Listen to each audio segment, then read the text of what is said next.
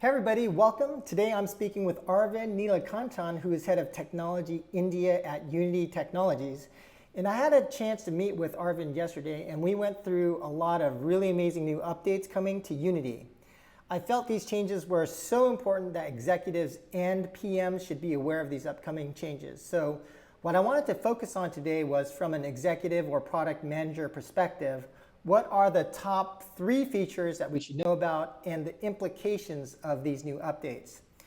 By the way, for our audience, these are pretty big people, so definitely pay attention. But before we dive in, let's find out a little bit more about Arvind. So Arvind, can you tell us a little bit about who you are and your role at Unity?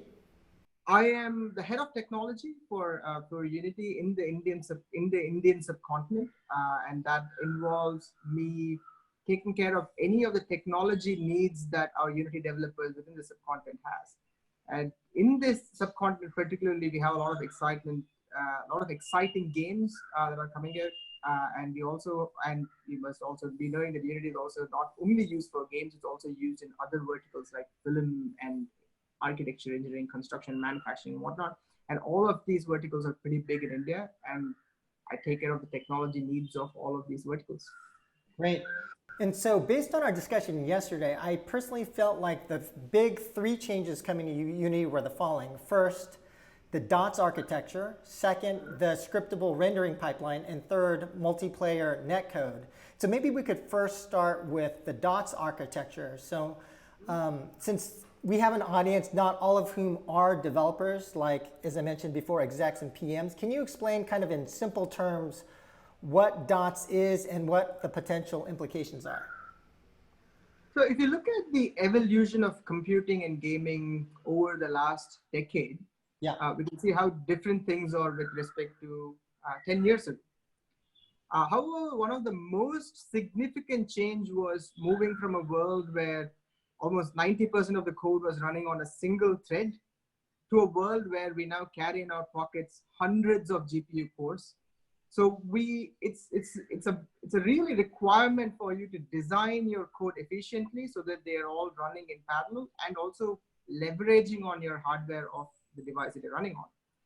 Now, Dots provides developers with a very convenient sandbox to write these kind of multi-threaded code for massive performance gains.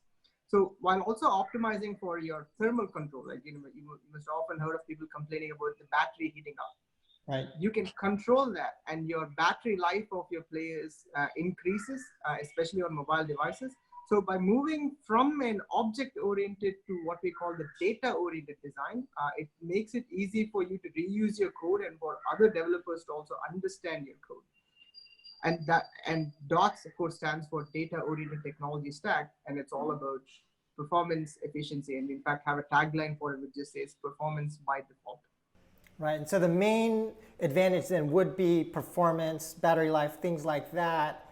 And then in terms of the developers trying to write to this new paradigm, so shifting from, as you mentioned, object-oriented to more of this ECS, entity component system-based paradigm, how long do you think that takes, one, for a developer to learn how to do, and then secondly, if there's an existing code base, how long would it take to migrate that code base to more of a dots-based architecture? That's a really good question. So my advice to developers usually is to implement dots incrementally. Okay. So to integrate it carefully into your existing projects and then keep it up to date. The dots package is also is changing. The APIs keep changing a little bit. So I always advise you to take a look at the roadmap. But it's an incremental change that I advise rather than just going full on with dots on day one. In terms of converting your workflow, or you're converting your game to Unity, to this new dots framework, there is a new conversion workflow that converts your existing game objects to entities with pretty much a click of a button. Okay. So at runtime, you can check the new entity preview inspector to see how Dots has automatically turned your game objects to be entity based. And with just this simple conversion, you can get this hyper optimized streamable data that you typically would need when you're using game objects the same game objects that you are used to today. Right, and let's say I'm a product manager or I'm a planner. I'm going to start working on a new game, and we're going to be writing against dots, right? So how much time should I kind of budget in for my my development team to learn the dots way of writing code, so that I have a better understanding of what the potential impact on my development cycle is going to be?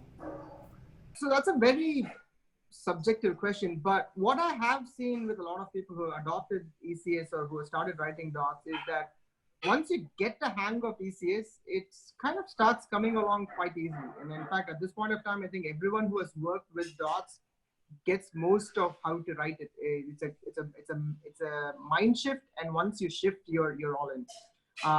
Well, that's it. You don't have to really go all in with ECS first. Like I mentioned earlier, you can adopt it gradually, and even by doing very, very small things, you get a really big performance boost, especially when you're thinking about code reusability. Okay. So it's a subjective question. So if you're a project manager and you want to say like, how long do our developers need to learn all of dots? I would say don't go all in. Yeah. Do it gradually, and even making these very minor changes will automatically give you a huge boost in performance. So if we wanted a team to get used to writing against dots, would you recommend like a transition phase, or maybe they start working on a small side project that's kind of ECS based first and then work on a new dots based game? Or do you think just jump in and start going for it? Well, if you have an existing game, yeah, I would recommend that you start making minor changes inside your game to, I'd say, dotify your game rather than going all in. And those conversions are fairly easy to do. Like, enabling the burst compiler, for example, is some of the easiest thing that you can do. You just need to add an attribute. That's about it. Or if you know of any data that is being processed in not in parallel to what the gameplay itself is running. For example, a quest system where it's calculating how much XP you're getting. You can jobify that, where you can just make it as a separate thread, and you can abstract it out from your code, so that part of the code is running in a parallel thread. So those are like minor changes that you want to make, which will have significant impact on it. In terms of adopting it itself, I would say, if you have a side project, or if you're starting with a new project, I would say just go all in and then start tinkering with it. If you have an existing project, just start making these minor changes, and you'll also automatically start seeing a lot of performance boost. Okay, so the second big change. Let's now talk about scriptable rendering pipeline. Can you tell us a little bit more about what that is and the benefits of what that would give developers? Sure. So scriptable rendering pipeline is a new open source rendering technology provided by Unity. And it lets developers control exactly what kind of rendering or what is the performance boost that they want out of their rendering pipeline. So Unity includes two built-in SRPs, or scriptable rendering pipelines. That's the high definition render pipeline, or HDRP, and the universal render pipeline. So each render pipeline targets a specific set of use cases and hardware needs. So with your scriptable render pipeline, you can control and tailor your rendering via just C# scripts. So you can either slightly modify or completely rebuild and customize the render pipeline according to your needs. Okay, and then would you say that, for example, when I ask a lot of Unreal developers whether they would ever use Unity for a console game, they're like, no. Do you think the main gap between developers using Unreal versus Unity for console games? Do you expect a lot more console development shift to Unity given this feature, or? Yes. So for console developers, one of the biggest things is memory. Right. Every bit of your hardware is extremely important. At the same time, you also want to utilize that hardware, and at the same time also have really, really high quality content that's coming out. So with the combination of dots and the high definition render pipeline, you are going to get more and more console games that are AAA quality. We are working with a lot of companies right now who are working on AAA games using just these two frameworks. And a note about the high definition render pipeline itself is that now it's production ready with 2019.3, which got released I think 3 weeks ago. It's completely production ready. So, and we're also building on real-time ray tracing, which is right now in preview. So, and by the way, real-time ray tracing is a full frame path tracer with ground truth global illumination, and it's built on top of HDRP, with which you're able to get possibly the best quality that you can get out of a real-time engine. Okay, and then how about on the other side, on the low end, what are the implications of SRP to low-end devices? So for low-end devices, you should definitely be looking at the universal render pipeline. So bringing the universal render pipeline to parity with the built-in renderer is really revolutionizing the way in which you think about performance, especially when you're looking at low-end devices. So this means that with Unity, your project will look really, really good. Look at its best, and it will also perform optimally, which means that whichever device that you're going to be publishing your application to, be it a low-end mobile device or even a low-end or even a high-end device, the same game which is published at both these spectrum of hardware, universal render pipeline caters to that without compromising on quality of the look, and at the same time giving you high performance. Got it. Okay, and then the last big change that I personally thought was the biggest ones coming up is Netcode. So this is the feature I'm personally most excited about. So just honestly speaking, I've never heard a single good thing about UNet. So so just to be honest, that there's been a lot of really bad things said about UNet. And I know it's getting deprecated, but can we talk about first, what were the limitations of UNet, or why were so many developers not so happy about UNet, and what is the big deal with Netcode? What will it do, and what will it improve that UNet was not able to do?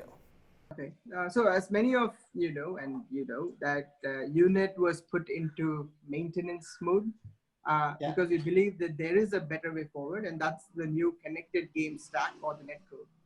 So primarily, if you look at any kind of game, there is 3 major things that you need to be considering when you're making a multiplayer game. One is scale, other one is cheating, and then you have latency, or anti-cheating method, and then you have latency. So peer-to-peer technologies, which is what UNet was all about, typically struggle when you try to sync more than, say, 24 players at a time.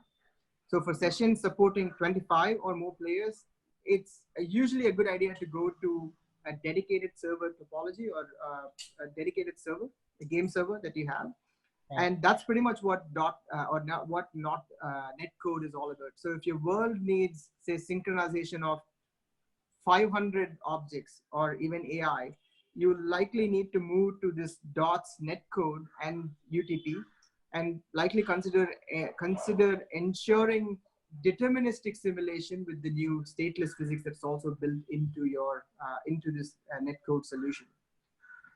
And when you look at cheating in comparison to your peer-to-peer topologies, the game clients are the authority of their data. So in these cases, the best the developer can do to attempt to have these anti-cheating methods is by sending data to the cloud and then running rules against it, and then ban users who have a certain pattern of cheating behavior. But gamers are crafty, and they love to reverse engineer these kinds of rules to work around them. So often these developers have to play this frustrating game of whack-a-mole. So in that case, again, having a dedicated game server topology is the simplest, and it's ultimately the most effective solution to ensure a fair game is played, and that also translates into revenue for our developers. And that's another reason why UNet was deprecated, or is getting deprecated. And finally, when you talk about latency, so fast-paced games like your FPS on either PC or console or mobile, usually requires communication between clients to be less than 150 milliseconds. It could ideally, I would say it should be around 50 to 100 milliseconds, but 150, anything more than 150 milliseconds, people start seeing a bit of lag. So in these cases, having a dedicated game server topology is again a requirement, because P2P or peer-to-peer relay roughly doubles the expected latency per player, and it cannot frequently ensure more than 200 milliseconds of latency, and that is kind of unacceptable when you're looking at fast-paced games, especially. So considering all of these notes on scale and on anti-cheating and on latency, it makes sense for you to move away from UNet and go to this new Netcode. And because Netcode is deeply integrated with the DOTS framework, like I mentioned previously, you can literally have 500 plus players all running seamlessly through this DOTS framework, and at the same time also have synchronization that's happening again through this multiplayer system that's running on top of the DOTS framework. Great. So Arvind, thanks so much for telling about this, and this all sounds super exciting. So the next question naturally follow is, when should developers start integrating these new capabilities into their games? Kind of sounds like DOTS is ready now, but kind of sounds like, just the chatter I hear, Netcode might be a little bit further away. Can you comment on the timing?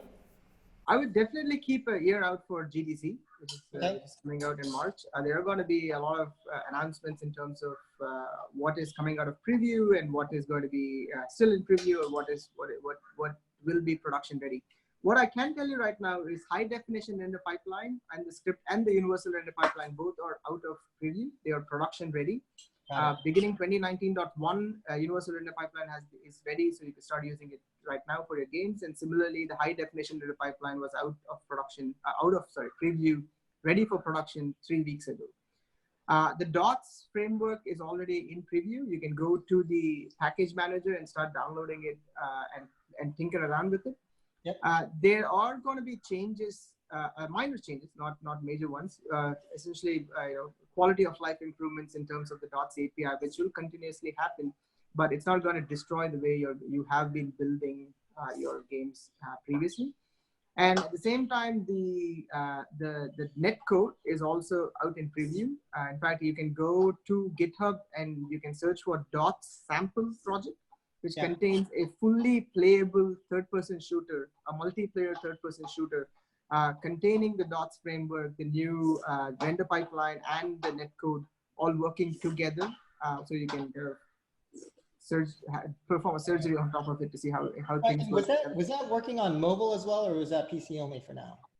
Currently, the DOTS sample works only on PC. Okay. But there is no reason it cannot work on mobile. Because the only reason I'm saying it doesn't work on mobile is because it runs on the high definition render pipeline, which is meant to run only on high-end devices. But if you convert the project to a universal render pipeline, then you should be able to run that on mobile devices too. Okay.